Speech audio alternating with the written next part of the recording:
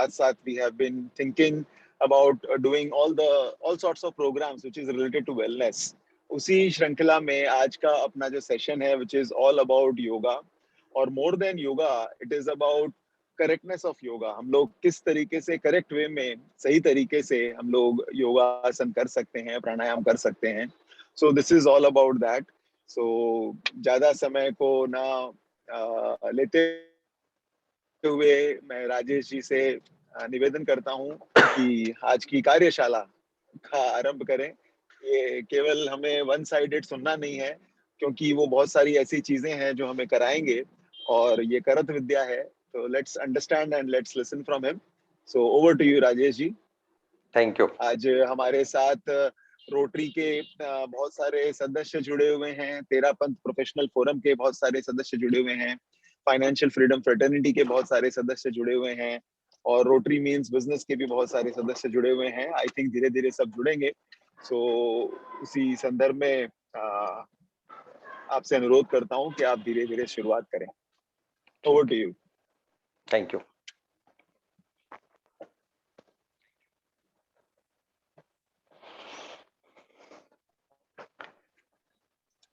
जय श्री कृष्ण. हम सभी इस योग सत्र को विधिवत शुभारंभ करें. इससे पहले जरूरी है कि हम अपनी पात्रता को तैयार कर लें. वही कार्य जब अलग अलग मनोदशाओं में किया जाता है तो अलग अलग फल हमें प्रदान करता है. जितनी उर्वरा भूमि होगी उतना ही अच्छा उसमें से फल हमें प्राप्त होगा. इसके लिए हम लोग सबसे पहले सीधे सहज होकर बैठेंगे और अपने ध्यान को केंद्रित करेंगे आती जाती श्वासों पर. हमें कुछ नहीं करना, सिर्फ अपनी आती और जाती श्वासों को ऑब्जर्व करना है. इनसे कोई छेड़छाड़ नहीं करनी हमें.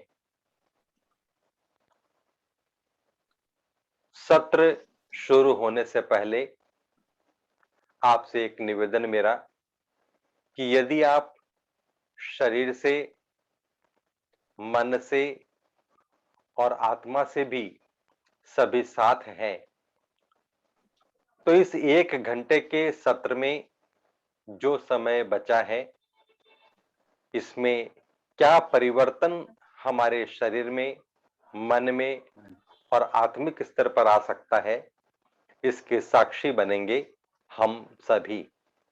और ये भरोसा आपको मैं अपने बल पर नहीं दिला रहा, बल्कि योगेश्वर श्री कृष्ण के ऊपर विश्वास के साथ आपसे बता रहा हूं कि हम सब इस परिवर्तन को महसूस करेंगे. सीधे सहज होकर बैठेंगे, श्वासों पर ध्यान को केंद्रित करेंगे.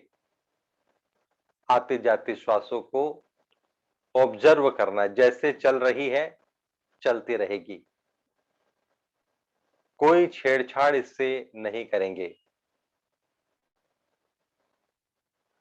श्वासों की गति को ऑब्जर्व करेंगे, वॉल्यूम को ऑब्जर्व करेंगे, हो सके तो टेम्परेचर को ऑब्जर्व करेंगे. और चूंकि अब हम सत्र को शुरू कर चुके हैं इसलिए अपनी शारीरिक स्थिति को भी एक बार ऑब्जर्व कर लेंगे. आप शरीर से कैसा फील कर रहे हैं, मन से कैसा फील कर रहे हैं, आत्मिक स्तर पर आप किस तरह का फील कर रहे हैं, इसको ऑब्जर्व करना इसलिए जरूरी है कि बहुत शीघ्र ये स्थितियां बदलने वाली है. और जब मैं आपसे कहूंगा कि आपको दोबारा रिकंसाइल करना है ऑब्जर्व करना है, जो चेंजेज आए उनको ऑब्जर्व करना है, तो उनको आप ठीक से जज कर सकें। इसके लिए अपने श्वासों, अपने शरीर की स्थिति, मन की स्थिति और आत्मा की स्थिति को जितना आप ऑब्जर्व कर सके कर लें। लंबी गहरी श्वासें भरेंगे और 3 बार ओंकार की ध्वनि करेंगे और यह ध्वनि हम विशेष ध्यान रखेंगे कि सिर्फ मैकेनिकल ना हो, बल्कि हमारे शरीर के एक-एक अणु से ओंकार की ध्वनि निकल रही है, ऐसा अनुभव हम करेंगे। ऐसी भावना के साथ ओंकार की ध्वनि करेंगे। लंबी गहरी श्वास जितनी फेफड़ों में जगह है भरेंगे और करेंगे ओंकार की ध्वनि।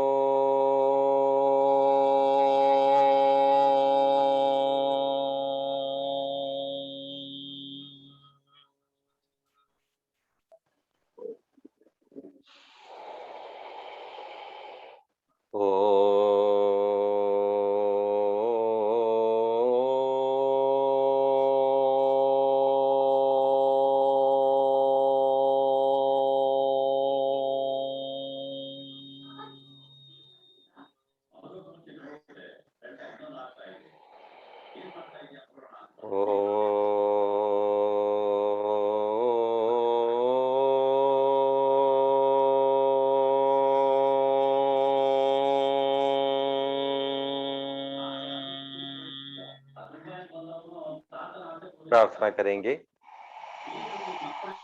वसुदेव सुतं देवं कंस चाणूरमर्दनम्।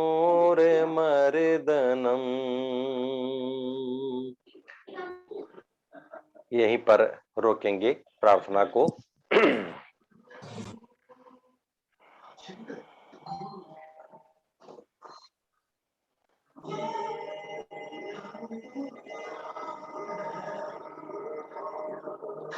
श्वासों पर ध्यान को केंद्रित किए हुए हैं।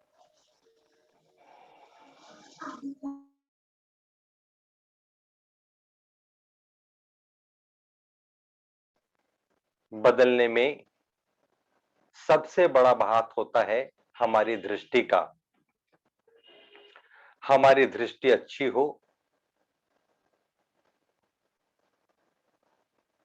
आंतरिक दृष्टि भी और फिजिकल विजन भी। इसके लिए शुरुआत करेंगे हम सत्र की त्राटक के साथ। इस तरह से अपने हाथ में मुट्ठी बनाएंगे, अंगूठे को सीधा करेंगे और किसी एक पॉइंट पर अपनी दृष्टि को केंद्रित कर देंगे।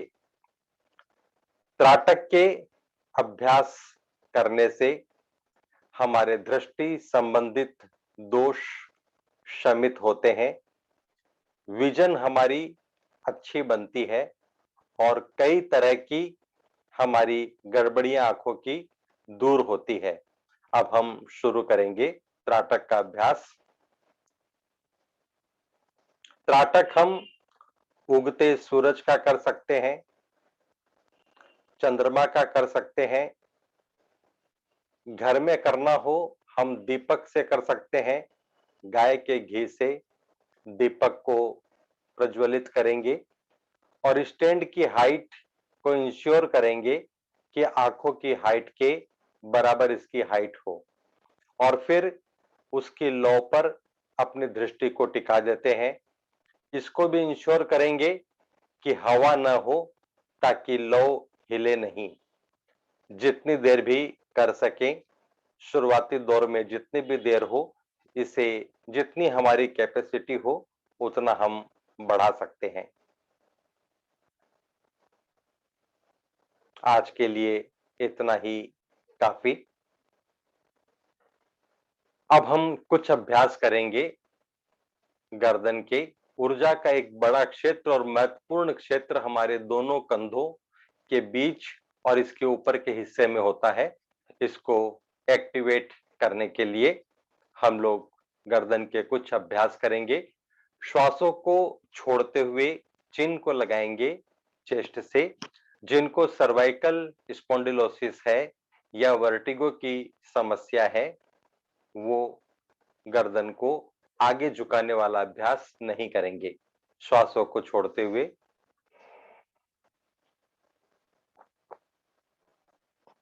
श्वासों को भरते हुए,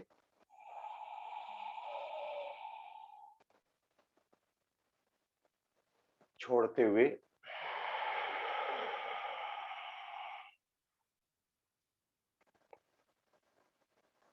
भरते हुए,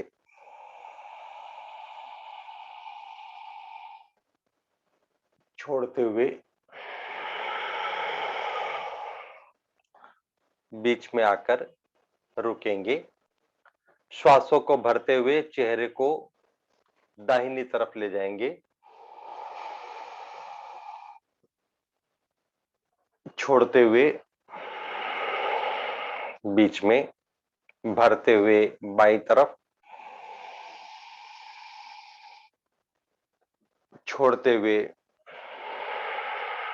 बीच में, भरते हुए दाहिनी तरफ,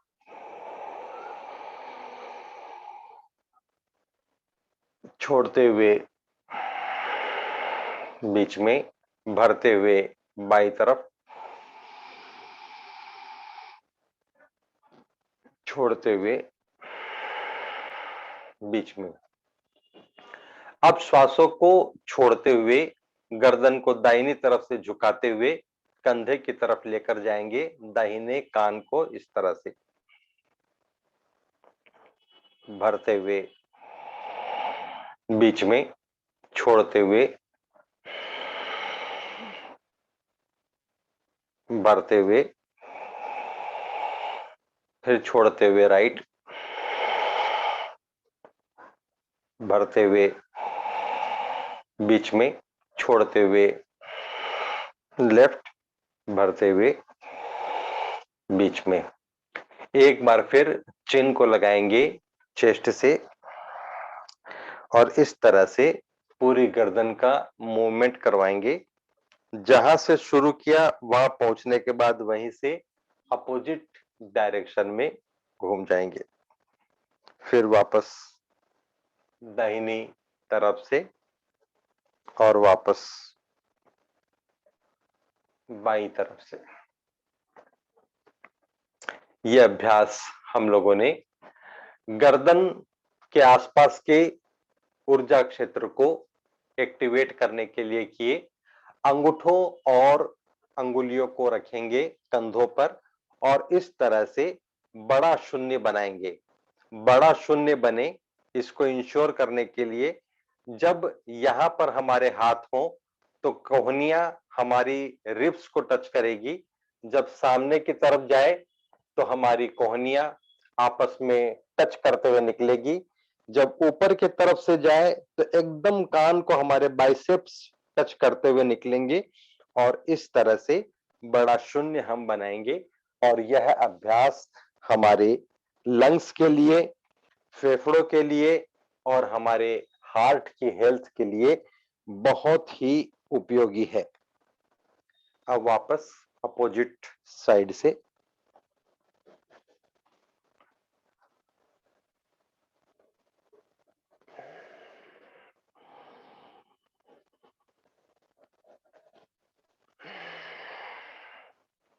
ये अभ्यास किया हमने, एक बार कर लेंगे बटरफ्लाई का अभ्यास।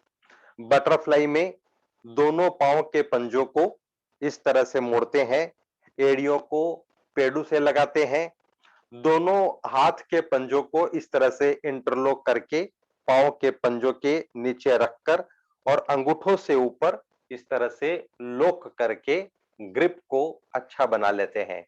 और फिर धीरे धीरे से शुरुआत करके जितनी हमारी बॉडी परमिट करे उस फ्लेक्सिबिलिटी के साथ इसको इस तरह से मूवमेंट करवाएंगे। तितली आसन इसे कहते हैं और हमारे पेल्विक रीजन, बटक्स और थाइज की जो रीजन के अंदर में जितनी भी गड़बड़ियां होती है उसकी फ्लेक्सिबिलिटी के कारण उनमें हमें लाभ मिलता है और जो एक्स्ट्रा फैट रहती है वो भी बर्न होती है। अब हम लोग आसनों के बारे में जानेंगे, जैसा कि आज का हमारा थीम भी था कि जो गड़बड़ियां हमसे प्रायः होती है योग में, उनको हमें एक बार चेक कर लेना है। सबसे पहली बात कि यदि संभव हो तो हमें सुबह के समय प्राण योग करना चाहिए, क्योंकि नेचुरली हम एम्प्टी स्टोमक होते हैं। यदि आप गर्म पानी पीते हैं या 1 कप चाय भी पीते हैं तो उससे कोई विशेष दिक्कत वाली बात नहीं। यदि आपको शाम के समय करना हो तो लास्ट मील जो भी आपने लिया हो उससे 4 घंटे का क्लियर कट गैप होना चाहिए। ये पहली सावधानी। दूसरी सावधानी, आपने जब पूरे अभ्यासों को कर लिया तो 20 मिनट तक आप लिक्विड या सॉलिड फूड कुछ भी न लें। 20 मिनट के बाद लिक्विड ले सकते हैं। सॉलिड फूड के लिए आपको 30 मिनट इंतजार करना चाहिए। आप स्नान करके योग कर सकते हैं, और यदि योग करने के बाद आपको स्नान करना हो तो कम से कम 20 मिनट आपको वेट करना चाहिए। जिस स्थान पर बैठकर आप योगाभ्यास करते हैं वह स्थान वेल वेंटिलेटेड हो। यदि पवित्र वातावरण हो आसपास का तो आपको ज्यादा फायदा मिलेगा।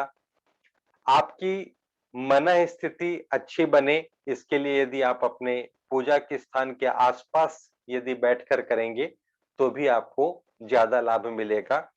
जो आसन आप बिछाते हैं वह जिस मटेरियल का बना हो वह material bad conductor of electricity होना चाहिए।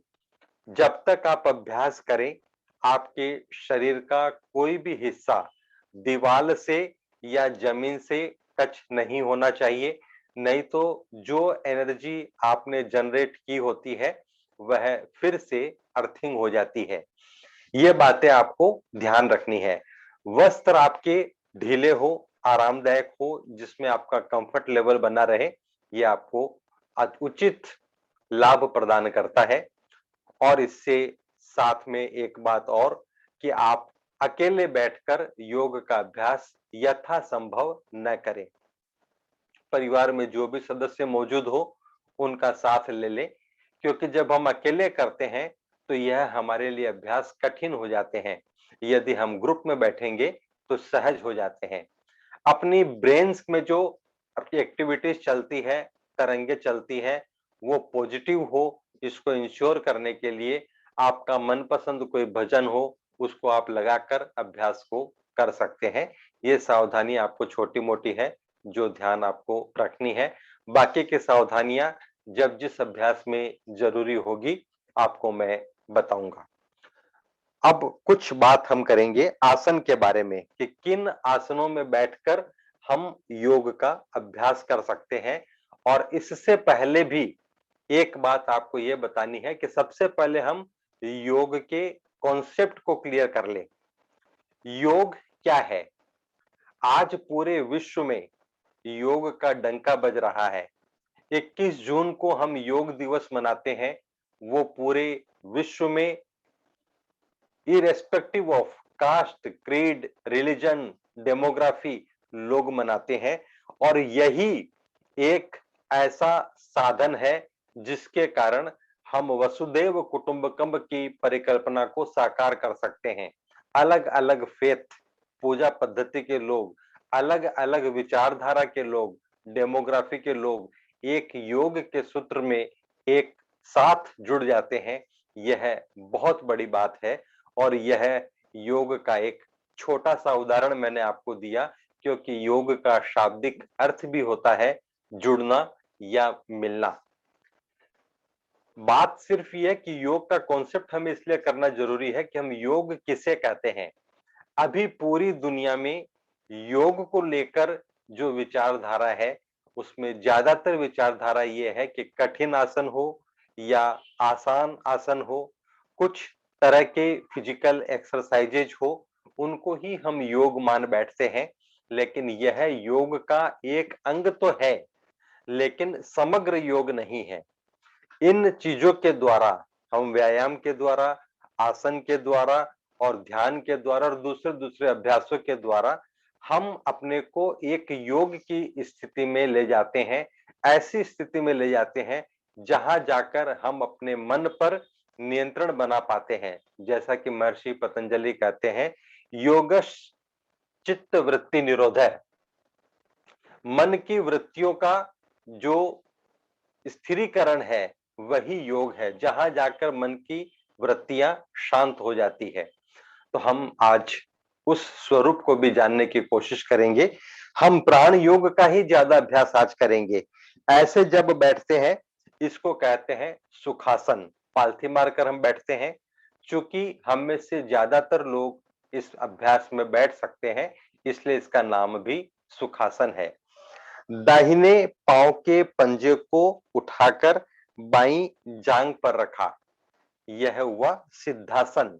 सिद्धासन में बैठने से हमारा कंसंट्रेशन पावर बढ़ता है, हमें ध्यान अच्छा लगता है। ये सिद्धासन का लाभ है। अनुकूलता हो तो हम पद्मासन में भी बैठ सकते हैं। इस पांव के पंजे को भी उठाकर जब दाहिनी जांग पर रख लिया तो यह पद्मासन बनता है। पद्मासन के अपने लाभ हैं, लेकिन सहज सुखम आसनम, जिस आसन में बैठकर आपको अनुकूलता महसूस हो वही आसन आपके लिए उपयुक्त है। यदि आप चेयर पर बैठकर करना चाहते हैं तो भी कोई हर्ज नहीं। आपकी रीढ़ की हड्डी सीधी रहनी चाहिए और पांव के नीचे कारपेट या ऐसा कुछ होना चाहिए जिससे आपके पांव जमीन से टच ना हो। यदि कोई क्रिटिकली इल पर्सन हो वो भी इन अभ्यासों को कर सकते हैं। सीधे लेटकर उनके सिर के नीचे से तकिया निकाल दें और फिर उस अवस्था के अंदर वो सारे अभ्यासों को कर सकते हैं। यानी कि हम जैसे भी स्थिति में हैं, जहां भी है, वहीं से अपनी योग की यात्रा की शुरुआत हम कर सकते हैं। तो ये तो था आसनों के बारे में, और कुछ जानकारी हम लोग लेंगे मुद्रा के बारे में। हम सत्र को भी शुरू कर चुके हैं, प्राणयोग के अभ्यासों को भी शुरू करने वाले हैं। आपको दो काम साथ साथ करने हैं, अभ्यास को भी करना है, आंख से देखना है और कानों से सुनना है, ताकि जो बचा हुआ समय है इसका हम पूरा पूरा उपयोग कर सके। ज्ञान मुद्रा या ध्यान मुद्रा, जब हम तर्जनी को अंगूठे के अग्रभाग से लगाते हैं तो यह बनती है ज्ञान मुद्रा या ध्यान मुद्रा। ज्ञान मुद्रा या ध्यान मुद्रा के लगाने से हमारा कंसंट्रेशन पावर बढ़ता है, मेमोरी बढ़ती है, टेंशन, अनिद्रा जैसी समस्याओं में हमें उबरने में मदद मिलती है। इन दोनों हाथों को रख लेंगे घुटनों पर, हथेली रहेगी आसमान की तरफ, और अब हम शुरुआत करेंगे प्राण योग के सत्र की। सीधे सहज बैठेंगे, रीढ़ की हड्डी सीधी रहेगी और सबसे पहले अपने ध्यान को केंद्रित करेंगे अपनी श्वासों पर।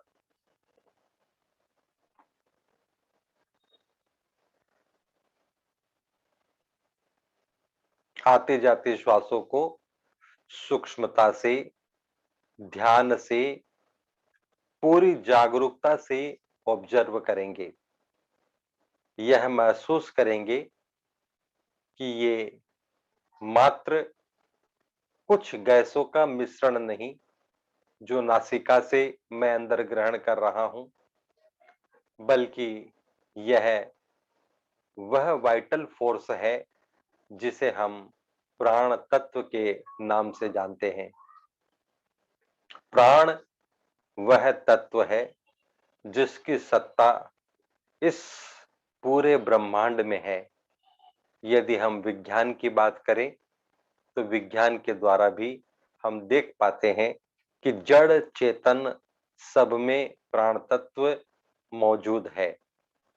इसी प्राण तत्व को अनुभव करते हुए, बात एक ही है, हम श्वासों पर ध्यान को केंद्रित किए हुए हैं, श्वासें आ रही है, श्वासें जा रही है, लेकिन जब हम यह अनुभव करते हैं कि ये मात्र श्वासों का आवागमन नहीं, बल्कि इसके द्वारा मैं अपने प्राण तत्व को, प्राण ऊर्जा को ग्रहण कर रहा हूं अपने अंदर, तो फिर बात कुछ विलक्षण हो जाती है। और इसी प्राण तत्व को आपको महसूस करना है, जिसकी सत्ता इस पूरे संसार पर है। कैसे है? एक छोटे स्वरूप में देखेंगे। यदि हम खनिज पदार्थों की चर्चा करें, तो खनिज पदार्थों में जड़त्व मैक्सिमम है और चैतन्यता मिनिमम है। जब हम वनस्पति जगत में देखते हैं, तो वनस्पति जगत में प्राण तत्व और ज्यादा मुखर है। उनकी ग्रोथ भी होती है। वैज्ञानिकों ने साबित भी किया कि उनके अंदर जीवन है, लेकिन मूवमेंट उनके अंदर नहीं है। और ऊपर चलें, पशु जगत को देखें। पशु जगत में जीवन का तत्व और मुखर है। वो मूवमेंट भी कर सकते हैं, लोकोमोशन भी उनमें है, समझ भी उनमें है, और जीवन वहां पर हम देख पाते हैं कि ज्यादा मुखर है। और इससे ऊपर बढ़े तो मनुष्य है। मनुष्य में इन सब चीजों के अलावा जीवन तत्व और ज्यादा प्रखर है। हमारे पास विवेक भी है। और यदि इसके ऊपर की योनिया में हम जाएं, तो वहां पर देखते हैं कि उनकी कैपेसिटी और ज्यादा बढ़ती चली जाती है, और वहां पर प्राण तत्व और ज्यादा प्रखर और मुखर है सब में। ये बात एकदम पक्की है। ये अभ्यास हमें 2 मिनट करना चाहिए। अब चलेंगे अगले अभ्यास पर। श्वासों को गहरा भरेंगे फेफड़ों में, और जिस गति से लिया उसी गति से छोड़ेंगे।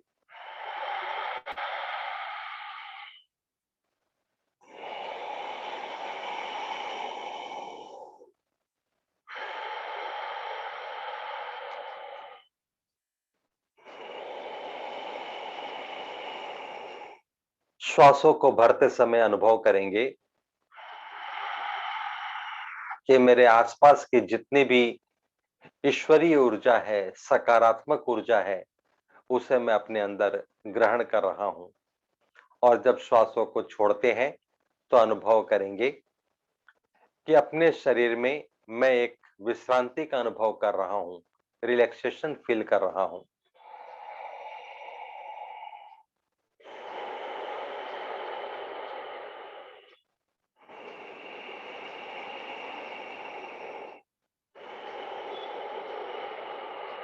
योग मानसिक स्तर पर ज्यादा होता है, आत्मिक स्तर पर ज्यादा होता है, और अपने स्थूल रूप में जो शरीर के माध्यम से हम आसन या व्यायाम करते हैं, वह थोड़ा होता है। वह तो सिर्फ हमारे मन को, शारीरिक स्थिति को, मानसिक स्थिति को उस योग के अनुकूल बनाने के लिए है। जैसे यदि हम अष्टांग योग की बात करें, तो यम, नियम, आसन, प्राणायाम। आसन तीसरे स्थान पर है, जबकि हम शुरुआत करते हैं आसनों और व्यायाम से। लेकिन इसके पहले 5 यम है, 5 नियम है। उनकी चर्चा हम नहीं करते, लेकिन वो हमें यथासंभव जितना जीवन में हम धारण कर सके, हमें धारण करने की कोशिश करनी चाहिए। यम, नियम, आसन, इसके बाद आता है प्राणायाम। आसन करने के बाद हमारी पात्रता विकसित होती है प्राणायाम करने की। इसके बाद प्रत्याहार, धारणा, ध्यान और समाधि। लेकिन ये भी योग के अंग है। जिस योग की चर्चा हम लोग कर रहे हैं, इन अभ्यासों को करने से उस योग की स्थिति में हम पहुंच पाते हैं। असली योग वो है। हम लोग कर रहे थे अभी गहरी श्वासों को भरने छोड़ने का अभ्यास। इसके आगे का अभ्यास रेस्ट्रिक्टेड है। जिनको हाइपरटेंशन है, जिनको हार्ट की किसी तरह की समस्या है उनको वह अभ्यास नहीं करना, वो इसी अभ्यास को कंटिन्यू करेंगे और जो स्वस्थ हैं वो इस तरह से अगले अभ्यास को कर सकते हैं।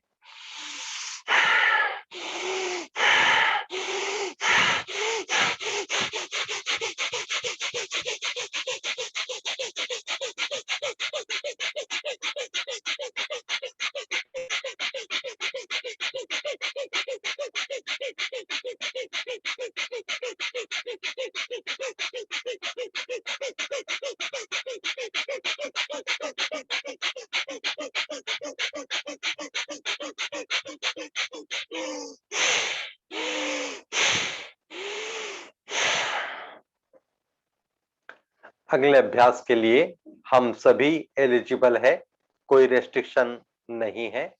श्वासों को भरेंगे, रोकेंगे, छोड़ेंगे, फिर रोकेंगे, फिर भरेंगे, भरकर रोकेंगे, छोड़ेंगे, छोड़कर फिर रुकेंगे और फिर भरेंगे, भरकर रुकेंगे, छोड़ेंगे, छोड़कर भी रुकेंगे। इसी अभ्यास को 2 मिनट हमें करना होता है। यह समय सीमा एक तो बच्चों के लिए नहीं है, बच्चे प्रत्येक अभ्यास को आधे समय के लिए भी करेंगे तो उनके लिए पर्याप्त है। ये समय सीमा एक एडल्ट के लिए, वयस्क के लिए और उनके लिए है जो या तो पूरी तरह से व्याधि मुक्त है या छोटे मोटे रोग है, वो इतने से ठीक हो जाते हैं। यदि विशेष कोई रोग हो, लाइलाज कोई रोग हो, तो हमें कुछ स्पेसिफिक अभ्यासों की ड्यूरेशन को बढ़ाना होता है। हम लोग कर रहे हैं श्वासों को भरकर रोकने और छोड़कर भी रुकने का अभ्यास। यह हमें 2 मिनट करना होता है। आज भले ही हम थोड़ा कम कर पाए।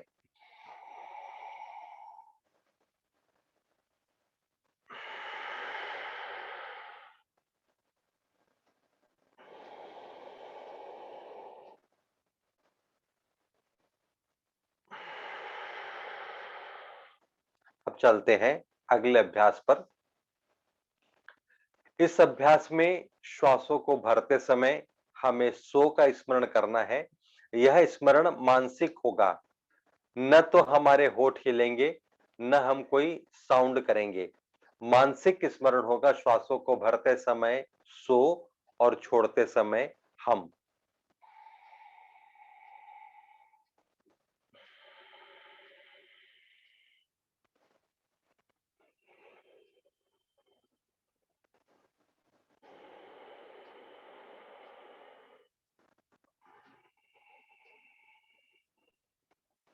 श्वासों को भरते समय सो का स्मरण,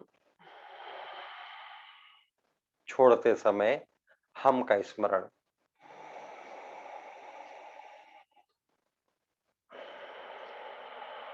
इन पूरे अभ्यासों के दौरान हमारे चेहरे पर किसी भी तरह का खिंचाव नहीं आना चाहिए, न चेहरे पर न शरीर में।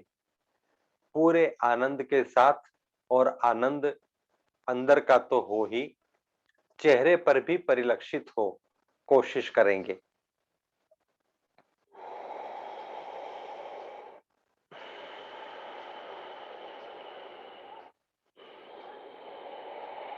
इस अभ्यास के बाद से जो 3 अभ्यास हम लगातार करेंगे वो रेस्ट्रिक्टेड श्रेणी में है। क्या रेस्ट्रिक्शंस है? इस अभ्यास को करते रहेंगे और उनको जानेंगे। पहला रेस्ट्रिक्शन है कि यदि कंधों के पास से लेकर पूरे धड़ के हिस्से में यदि कोई सर्जरी हुई है तो 4 से 6 महीने तक इन 3 अभ्यासों को नहीं करेंगे, जो हम करेंगे इस अभ्यास के बाद। दूसरी, यदि कमर में एक्यूट पेन हो तो हम इसकी इंटेंसिटी को लो रखेंगे। यदि हार्ट की किसी तरह की समस्या हो, हाइपरटेंशन की समस्या हो, तो इसकी फ्रीक्वेंसी को बढ़ा देंगे। फ्रीक्वेंसी को बढ़ाने का मतलब फ्रीक्वेंसी के गैप को बढ़ाएंगे। जैसे मैं प्रत्येक अभ्यास के दौरान आपको बताऊंगा स्वस्थ इंसान कैसे करेगा और ये तकलीफ वाले लोग कैसे करेंगे, ये हमको ध्यान रखना है। और जिस ताकत के साथ हम इन अभ्यासों को करेंगे उसको लो ग्रेड का रखेंगे। जो गर्भवती माताएं बहनें हैं वो ये तीनों अभ्यास नहीं करेगी। ये छोटे छोटे जो रेस्ट्रिक्शंस हैं इनको हमें ध्यान में रखना है। और अब शुरुआत करेंगे हम उन रेस्ट्रिक्टेड प्राण योग के अभ्यासों की। पहला अभ्यास इस श्रृंखला में हम करते हैं इस तरह से, ये नासिका मुद्रा है। पहली दूसरी अंगुली को अंगूठे के रूट में लगाया, एक तरफ अंगूठा है, एक तरफ ये दो अंगुलियां हैं। इससे हमारे नोस्ट्रिल्स को हमें रेगुलेट करना है। दाहिनी नासिका को बंद करेंगे, बाई नासिका से हल्की ताकत के साथ श्वासों को छोड़ते हुए शुरुआत करेंगे इस तरह से। फिर बाई को बंद कर देंगे, दाहिने से छोड़ा, फिर दाहिने को बंद करके बाई से।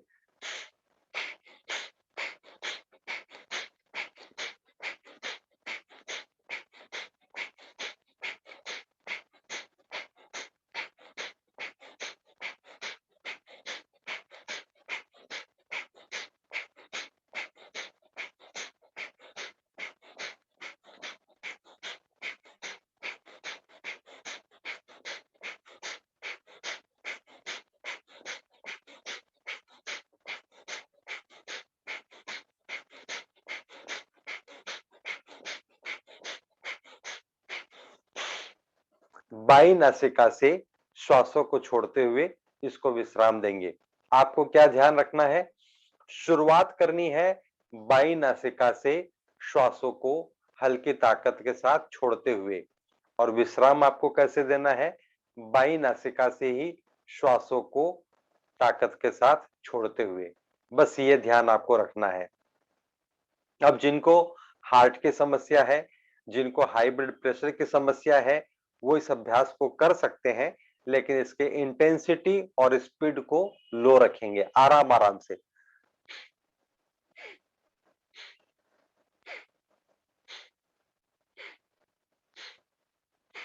इस तरह से।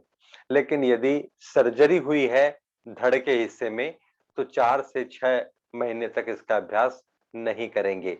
अब शुरू करेंगे। यहां तक हमारे जितने भी अभ्यास हम लोगों ने किए ये सब हमें 2-2 मिनट करने चाहिए। और अगला अभ्यास है कपालभाति का सामान्य अभ्यास। इसमें हम दोनों नासिकाओं से एक साथ हल्की ताकत के साथ श्वासों को छोड़ते हैं इस तरह से।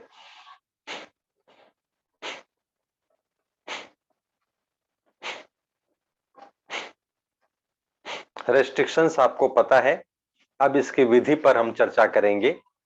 प्राइमरी फंक्शन ये है कि हमें श्वासों को छोड़ना है हल्की ताकत के साथ बाहर की तरफ, ये हमारा प्राइमरी फंक्शन है। सेकेंडरी फंक्शन ये है कि जब हम हल्की ताकत के साथ श्वासों को छोड़ते हैं तो पेट हमारा स्वतः ही अंदर की तरफ आघात करता है। दोनों चीजें साइमल्टेनियसली होती है, लेकिन हमें अपना ध्यान केंद्रित करना है श्वासों को छोड़ने पर इस तरह से। मध्यम गति, मध्यम शक्ति हमें बेस्ट रिजल्ट्स देती है। यदि हम बहुत जोर से इनको ऐसे करेंगे तो हमें कमर में भी दर्द सताएगा और हर्निया की समस्या भी हो सकती है। मध्यम शक्ति से कैसे करेंगे,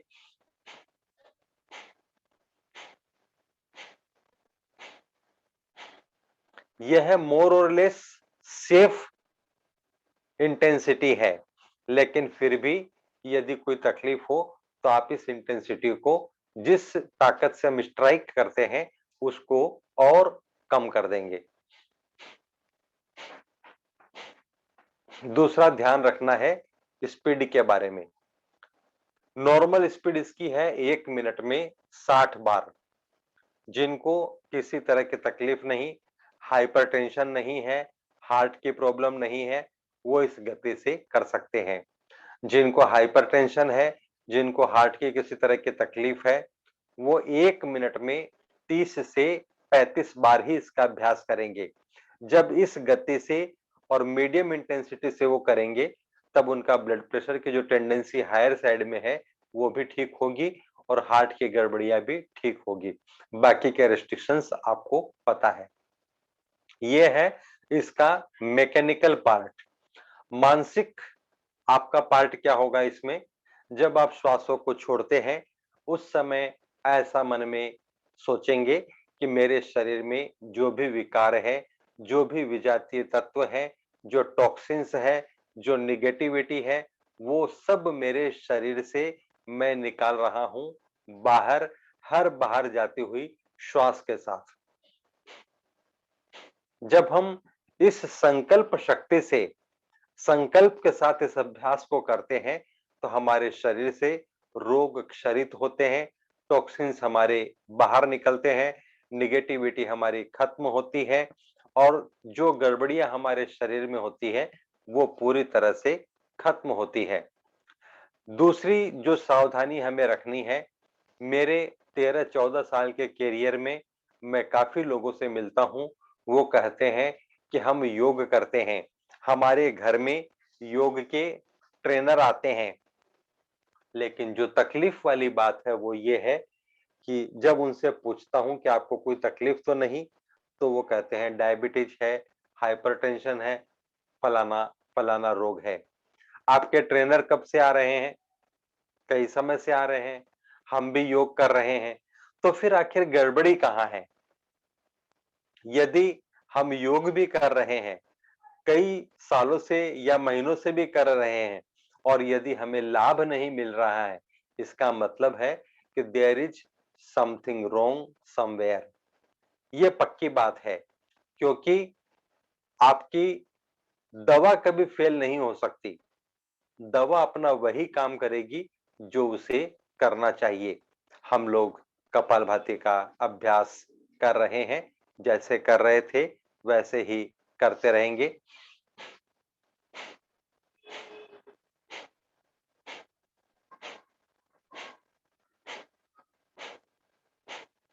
इन बातों का ध्यान रखते हुए हमें अभ्यासों को करना है।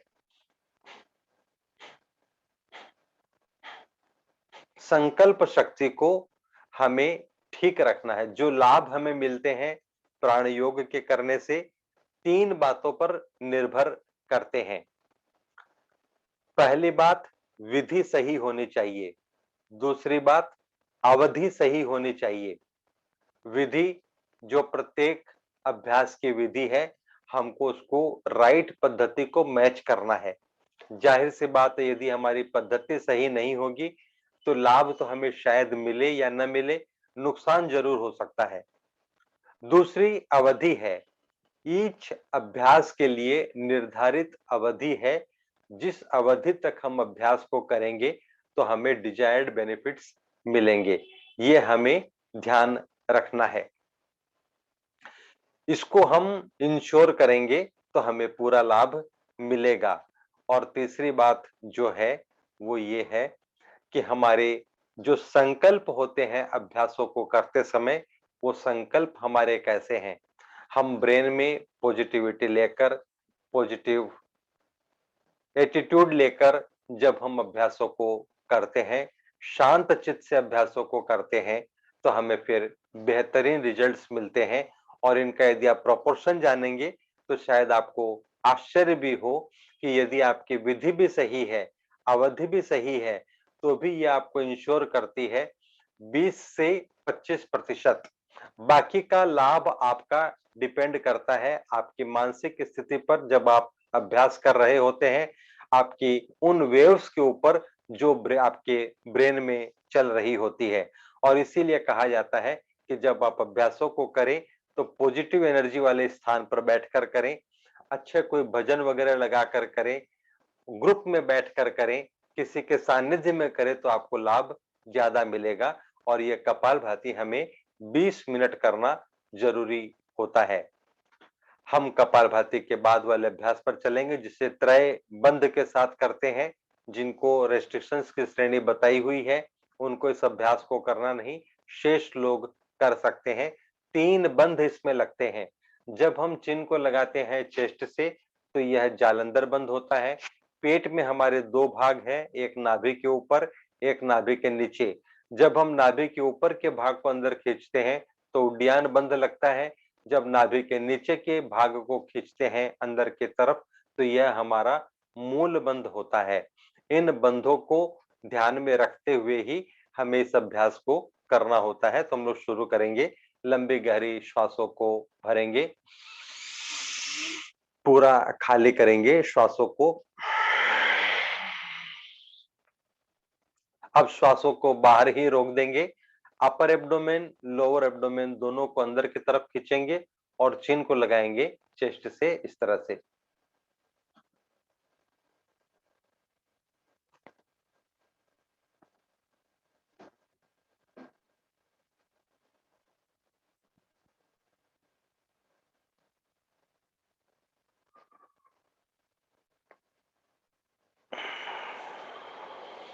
इसके बाद बंधों को हटाकर हम श्वासों को अंदर ग्रहण करेंगे। जालंधर बंध, चिन्ह को चेस्ट से लगाना, यह अभ्यास उनको नहीं करना जिनको सर्वाइकल स्पॉन्डिलोसिस है या वर्टिगो की समस्या है।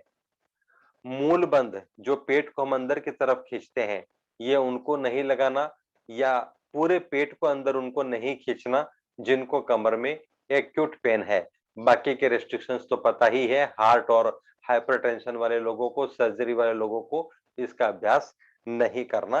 और अब हम चलते हैं उज्जाई के अभ्यास पर। लंबी गहरी श्वासों को पहले भरते हैं फेफड़ों में, पूरा खाली करते हैं। गले को स्क्वीज करते हुए, टाइट करते हुए इस तरह की आवाज निकालते हैं।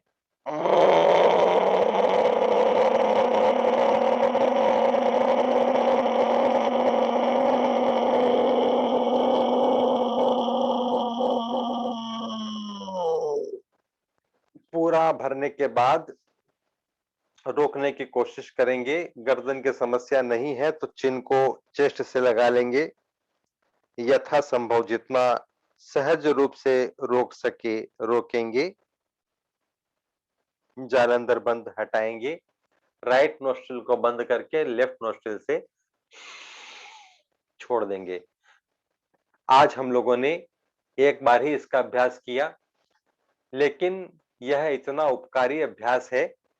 इसका अभ्यास जो करने से हमें लाभ मिलता आपको बताऊंगा। इसके पहले हम लोग अल्टरनेट ब्रीदिंग, जिसको हम अनुलोम विलोम कहते हैं, इसकी प्रैक्टिस शुरू कर दे। वायु मुद्रा के साथ इसको करते हैं। पहली अंगुली को लगाया अंगूठे के रूट से, अंगूठे से इसको लॉक कर दिया। बाएं हाथ को तो हम ऐसे कर सकते हैं, दाहिने हाथ से हमें अभ्यास को करना है, इसलिए अंगूठे को लॉक नहीं करेंगे। ये अंगुली हमारी वायु मुद्रा में रहेगी, एक तरफ अंगूठा रहेगा, एक तरफ ये 2 अंगुलियां रहेगी। शुरुआत कैसे करेंगे? राइट नोस्ट्रिल को ब्लॉक करके लेफ्ट नोस्ट्रिल से श्वासों को इनहेल करते हुए शुरू हमें करना है। इनहेल करने के बाद लेफ्ट को ब्लॉक कर देंगे, राइट से छोड़ेंगे, राइट से ही भरेंगे, लेफ्ट से छोड़ेंगे, लेफ्ट से भरेंगे, राइट से छोड़ेंगे, राइट से भरेंगे, लेफ्ट से छोड़ेंगे और इस क्रम को जारी रखेंगे। ध्यान देने वाली बात यह है, हमारे बाईं तरफ होता है चंद्र स्वर, दाहिनी तरफ होता है सूर्य स्वर। चंद्र स्वर से श्वासों को भरते हुए हमें अनुलोम विलोम की शुरुआत करनी चाहिए। इससे हमारा स्वभाव शांत होता है, हम अंदर से शांत सहज महसूस करते हैं। हाइपरटेंशन की यदि टेंडेंसी हो या किसी को हो तो उसको भी स्टेबलाइज करने में हमें मदद मिलती है। तो हमें ध्यान क्या रखना, लेफ्ट नोस्ट्रिल से इनहेल करते हुए अनुलोम विलोम की शुरुआत करनी है, और जब हमें इसको विश्राम देना हो तो लेफ्ट नोस्ट्रिल से ही एक्सहेल करते हुए, श्वासों को निष्कासित करते हुए हम इस अभ्यास को विराम देंगे। और ये अभ्यास जो 3 रेस्ट्रिक्टेड थे वो मैंने आपको बताए, बाकी के सारे ओपन है, सभी कर सकते हैं। हमें वायु मुद्रा के साथ करने से ही इसमें लाभ अच्छा मिलता है। हम लोग कर रहे हैं अनुलोम विलोम के अभ्यास को। इस समय हमारे मन में ऐसा भाव रहना चाहिए, अहम ब्रह्मास्मि, मैं उस परम पिता परमेश्वर का अंश हूं। उस नाते से उनके जितने ही भी सहज गुण हैं वो सब बीज रूप में मेरे अंदर मौजूद है। मेरी क्षमता कितनी, जितनी इस ब्रह्मांड की क्षमता, क्योंकि जो देह पिंड में है वही इस वृहद ब्रह्मांड में है, और जो ब्रह्मांड में पंच तत्व है वही इस देह में है। इसकी शक्ति भी उतनी ही है। अपने उस स्वरूप का स्मरण करते हुए हमें करना होता है अनुलोम विलोम का अभ्यास। हम लोग कर रहे हैं, समय निकल रहा है बहुत तेजी से। आप अनुलोम विलोम का अभ्यास करें। तब तक मैं आपको बता देता हूं मुद्रा के बारे में, जो चर्चा हम पूरी नहीं कर पाए। आप अनुलोम विलोम का अभ्यास जारी रखें। ये पहले थी ज्ञान मुद्रा या ध्यान मुद्रा। अनिद्रा, टेंशन, मन की अस्थिरता, मेमोरी लॉस, इन सब के अंदर हमें यह मुद्रा लाभ प्रदान करती है। दूसरी है वायु मुद्रा। हमारी अंगुली के 3 पार्ट होते हैं, 1, 2, 3। नीचे से पहले पार्ट से अंगुली को फोल्ड किया, अंगूठे के रूट में लगाया और इस तरह से अंगूठे से लॉक कर दिया। ये वायु मुद्रा है। वायु मुद्रा करने से arthritis, joint pains, sciatica, acidity जैसे वात संबंधित विकारों से मुक्ति पाने में हमें मदद मिलती है। ये अपान मुद्रा है। मिडिल फिंगर, सबसे बड़ी वाली फिंगर और रिंग फिंगर दोनों के अग्रभाग को जब एक साथ लगाते हैं अंगूठे के अग्रभाग से, तो यह बनती है अपान मुद्रा। अपान मुद्रा डायबिटीज को कंट्रोल करने में हमें मदद करती है, टॉक्सिन्स को शरीर से बाहर निकालती है। रिंग फिंगर को जब हम लगाते हैं अंगूठे के अग्रभाग से, यह है पृथ्वी मुद्रा। हमारे वजन को नियंत्रित करने में बहुत सहायता प्रदान करती है पृथ्वी मुद्रा। चाहे हमें वजन बढ़ाना हो या हमें वजन घटाना हो, दोनों में इक्वली इंपॉर्टेंट मुद्रा है ये। और यदि हमें स्किन संबंधित लाभ प्राप्त करने हो तो हमें वरुण मुद्रा करनी चाहिए। सबसे छोटी अंगुली को जब हम अंगूठे के अग्रभाग से लगाते हैं, शेष अंगुलियां, मुद्रा में जिन अंगुलियों का काम नहीं है उनको हम सीधा रखते हैं, तो इससे हमारी स्किन का टेक्सचर अच्छा होता है, स्किन रिलेटेड प्रॉब्लम्स हमारी खत्म होती है। ये मुद्रा है। और यदि मल्टीपल मुद्रा हो, जैसे किसी को किडनी की प्रॉब्लम है, हार्ट की समस्या है, हाइपरटेंशन है, यदि श्वास संबंधित रोग है, तो हम इस मल्टीपल मुद्रा का इस्तेमाल कर सकते हैं। इन अपान मुद्रा, ये मिडिल फिंगर, रिंग फिंगर दोनों के अग्रभाग को मिलाया अंगूठे के अग्रभाग से, और पहली अंगुली को अंगूठे के रूट में लगा दिया इस तरह से। ये है अपान वायु मुद्रा। इस मुद्रा के करने से हमें मल्टीपल प्रॉब्लम्स में लाभ मिलता है। और इसका यदि आपको पावर देखना हो तो आप सीढ़ियां चढ़ते हैं, एक बार मार्क करके देखें कितनी सीढ़ियां चढ़ने पर आपकी सांस फूलती है। अब अगली बार जब आप उन सीढ़ियों पर चढ़े तो 5 मिनट पहले से ये अपान वायु मुद्रा लगा लें, और इसके बाद आप सीढ़ियों को चढ़ना शुरू करें। आप देखेंगे पहले लिमिट से आप ज्यादा ऊपर तक जा पाएंगे। मुद्राओं का लाभ प्राप्त करने के लिए किसी भी मुद्रा को हमें कम से कम 50 मिनट से 1 घंटे तक करना होता है। कोई जरूरी नहीं कि मेटे स्ट्रेच करें, 15-15 मिनट करके 4 बार भी करेंगे तो हमें वही लाभ मिलेगा। मुद्रा में कोई रेस्ट्रिक्शंस नहीं है।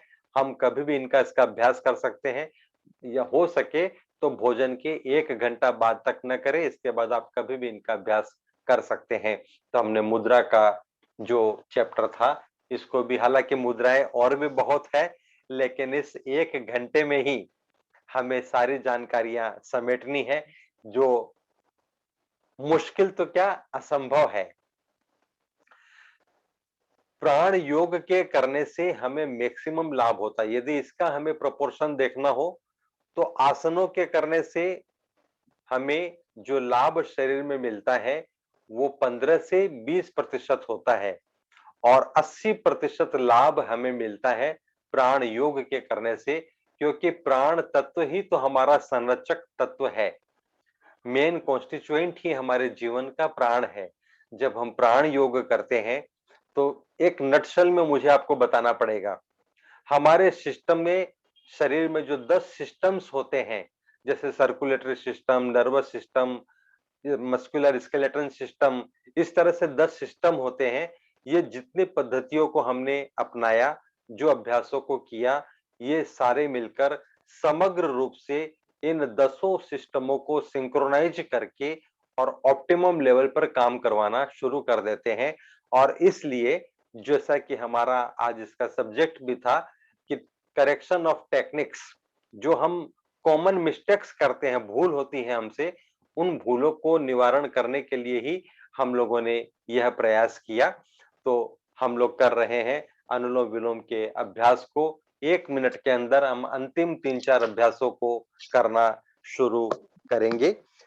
जो अगली बात मैं आपसे कह रहा हूं वो ये कि जिस क्रम में हमने आज अभ्यासों को किया, इस क्रम में ही हमें इन अभ्यासों को करना ज्यादा फायदेमंद होता है। दूसरी बात कि प्राय लोग बोलते हैं कि मैं योग करता हूं, क्या करते हैं, बस कपालभाति अनुलोम विलोम करता हूं। मेरा आपसे करबद्ध निवेदन है कि यह पूरा एक साइंटिफिक साइकिल है, और वैसे भी आप देखें तो आपको सबसे ज्यादा समय कपालभाति और अनुलोम विलोम में ही लगता है, बाकी का मिलाकर ज्यादा समय नहीं लगता। लेकिन चूंकि हम पूर्णता में विश्वास रखते हैं, मैक्सिमम में विश्वास करते हैं, तो हमें योग का लाभ ज्यादा से ज्यादा मिले, इसके लिए जरूरी है कि इस एनर्जी के साइकिल को आप पूरा करें। और जिस क्रम में हमने अभ्यासों को किया, इसी अभ्यास में आप करेंगे तो आपको जो लाभ मिलने वाले हैं वो पूरे मिलेंगे। और हमने अब लगभग जितना भी किया, अब हम पूर्णता के लगभग करीब है। अगले 3 अभ्यास हमें करने हैं। पहला भ्रामरी का, दूसरा ओंकार की ध्वनि का, तीसरा करना है छोटा सा गाइडेड मेडिटेशन करेंगे, और उसके बाद हम करेंगे हास्यासन का अभ्यास। और ये सारे अभ्यास हमें 3-4 मिनट के अंदर कंप्लीट कर लेने हैं। भ्रामरी आप सब जानते भी होंगे, ऐसे हाथों की स्थिति होगी, 3 अंगुलियां आंखों पर, पहली अंगुली आज्ञा चक्र पर, अंगूठे से कान को बंद करेंगे, लंबी गहरी श्वास भरेंगे, ओंकार की ध्वनि करेंगे, लेकिन मुंह खोलेंगे नहीं, इस तरह से।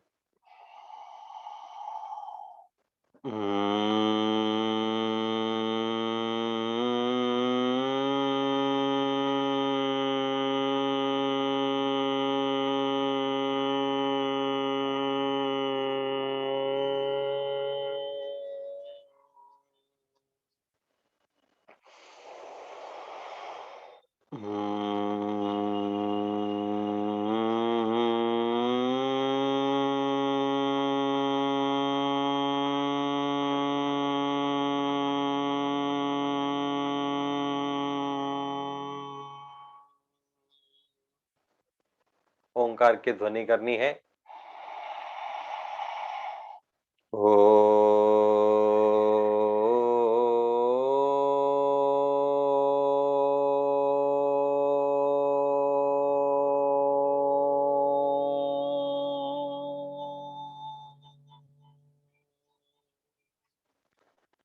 इस भाव से करें कि शरीर के एक एक सेल, एक एक अणु से ओंकार की ध्वनि गुंजरित हो रही है।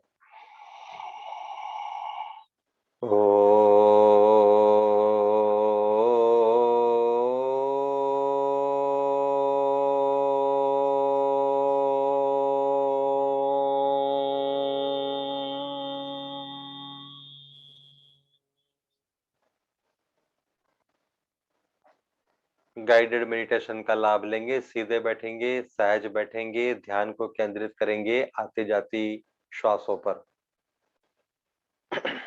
यही समय है। शुरू में हमने ऑब्जर्व किया था। ऑब्जर्व करें अपने श्वासों की गति को, वॉल्यूम को, टेम्परेचर को।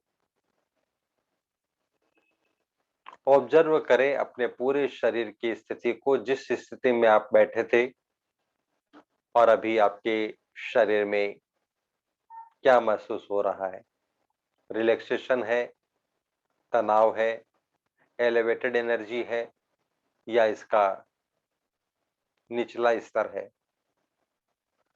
मन की स्थिति कैसी है, आत्मा की स्थिति कैसी है, शीघ्रता से ऑब्जर्व कर ले।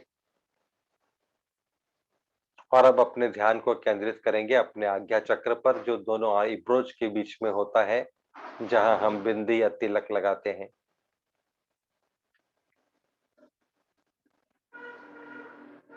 हे ईश्वर,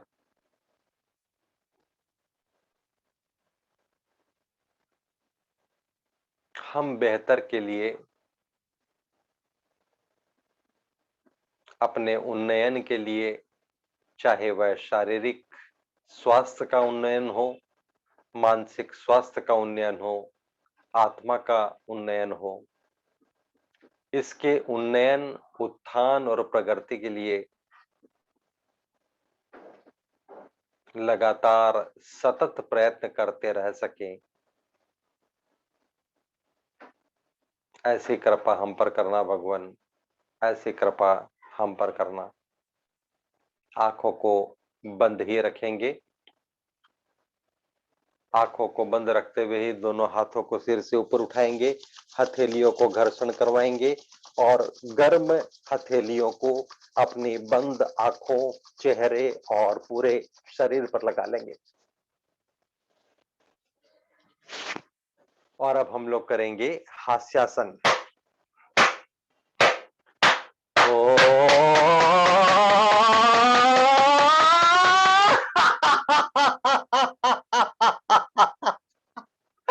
ये एक बार तो आपको करके बताया, क्योंकि इतना समय था नहीं कि डिटेल में मैं बताता। अब दूसरी बार आपको साथ साथ करना है।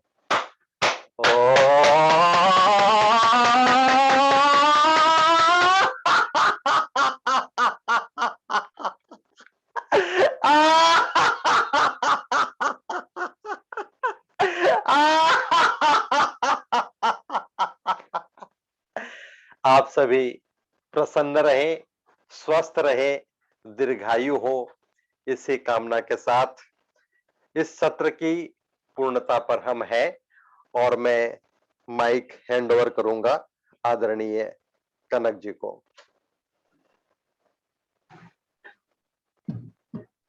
बहुत बहुत धन्यवाद, साधुवाद राजेश जी का। बहुत ही अच्छा सेशन रहा और आई थिंक इसकी रिकॉर्डिंग अगर हम सबके पास हो तो हम सबको बहुत फायदा हो सकता है। अगर आप अनुमति देंगे तो ये रिकॉर्डिंग मैं सबके संग शेयर कर लूंगा। और दूसरी चीज ये है कि अभी हम लोग प्रश्न कर सकते हैं। हमारे अगर कोई स्पेशल कोई एलिमेंट या कोई तकलीफ है तो उस तकलीफ से रिलेटेड अगर हम कोई प्रश्न पूछें, उससे रिलेटेड कोई प्राणायाम या जो भी सुझाव अगर दे सकें तो आई थिंक वो बहुत बेहतर होगा हम सभी के लिए। तो आप अपने आप को अनम्यूट करें या रेज हैंड करें या एसएम या मैसेज लिख दें सो दैट राजेश जी उसका जवाब दे पाएंगे। सो आप सभी से अनुरोध है कि अपना अपना प्रश्न करें।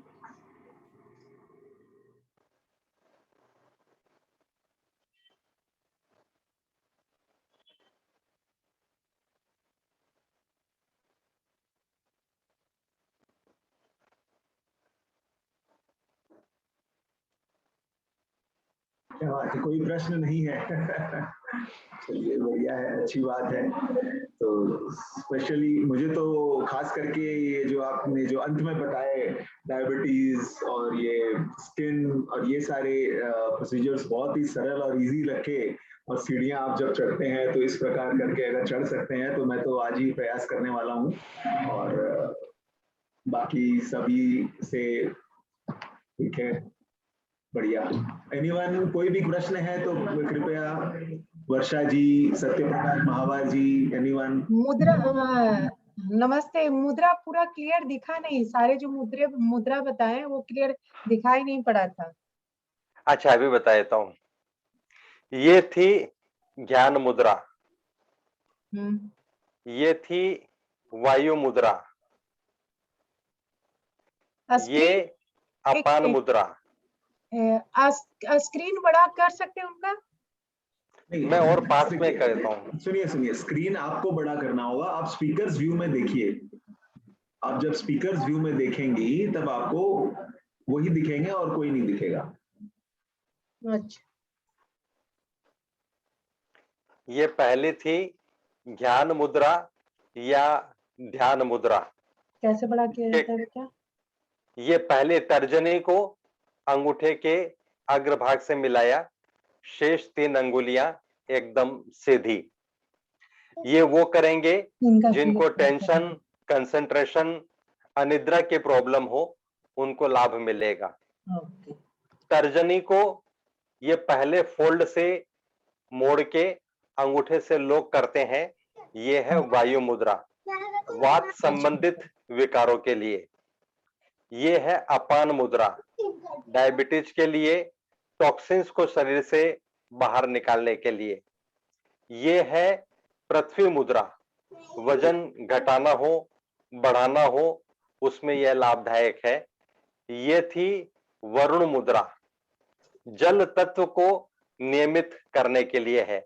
हमारे हाथों की ये 5 अंगुलियां पंच तत्व का ही प्रतिनिधित्व करती है और मुद्रा के द्वारा हम इन 5 एलिमेंट्स में जो गड़बड़ियां होती है उनको ही ठीक करते हैं। और जो स्पेशल मुद्रा थी वो ये थी अपान वायु मुद्रा। इसमें 2 मुद्रा मिली हुई है और इसका सीढ़ी चढ़ते समय तो आप कभी भी इसको इस्तेमाल करके देख सकते हैं। कभी सांस फूल रही हो उसमें भी लाभ मिलेगा। और यहां तक कहते हैं कि यदि किसी को हार्ट अटैक हुआ हो और उस समय में यदि यह मुद्रा लगा ले तो जो गोल्डन पीरियड माना जाता है हॉस्पिटल पहुंचने के लिए, उसमें बहुत लाभदायक यह मुद्रा साबित होती है। इसके अलावा भी कई मुद्राएं हैं, लेकिन आज टाइम का रेस्ट्रिक्शंस है जिसके कारण हम मजबूर हैं।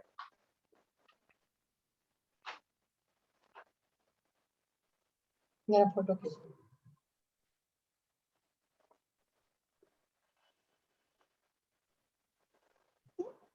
ये एनर्जी के लिए है मुद्रा, ठीक है?